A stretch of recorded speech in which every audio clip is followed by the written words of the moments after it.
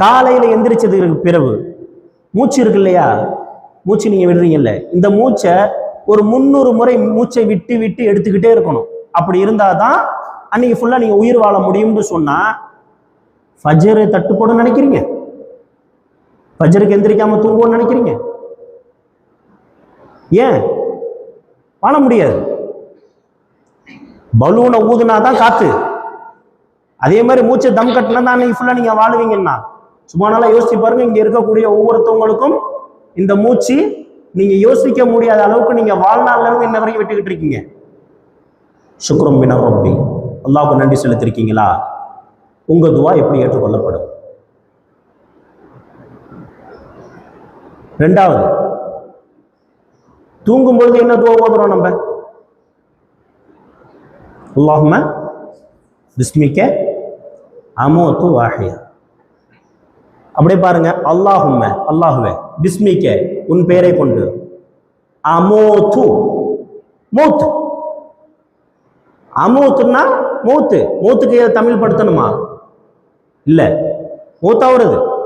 வஹயா, ஹயத்தோட இருக்கியாப்பா, நீ நல்லா இருக்கியாப்பான்னா என்ன அர்த்தம்? ஹயாத்துனா உயிர்.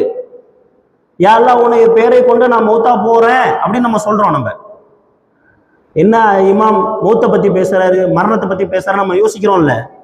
ஆனா ஒவ்வொரு நாளையும் நீங்க மௌத்தா போறீங்களே, ஒவ்வொரு நாளும் நீங்க மௌத்தா போறீங்க.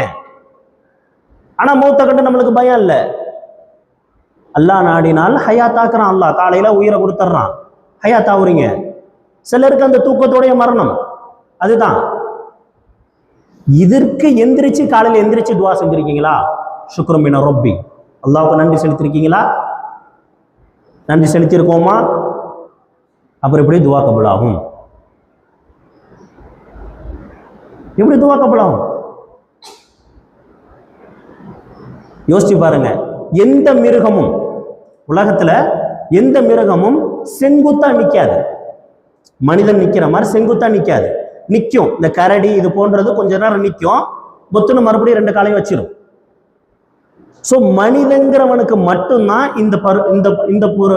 இது ரொம்ப கொடுத்துருக்கான். அதுலேயும் பார்த்தீங்கன்னா ஒரு ஸ்டெப்பு கால் எடுத்து இன்னொரு ஸ்டெப்பு வைக்கிறதுக்குள்ள பேலன்ஸ் தவறும். ஒரு ஸ்டெப்பு காலை எடுத்து அடுத்த ஸ்டெப்பு வைக்கிறதுக்குள்ள பேலன்ஸ் தவறும். இந்த இடத்தை நடைமுறைப்படுத்துறதுக்கு ஒரு பார்ட் ஒன்று இருக்கு. அந்த பார்ட் எங்க இருக்குன்னா காதுக்குள்ள இருக்கு. அதுக்கு பேர் இந்த பால் ட்ரெஸ்ன்னு சொல்லுவாங்கல்ல, அந்த கரெக்டாக அந்த பாயிண்ட்ல வச்சு ஒரு பாயிண்ட் நிற்கும். அந்த நரம்பு போயிடுச்சுன்னா வாதம்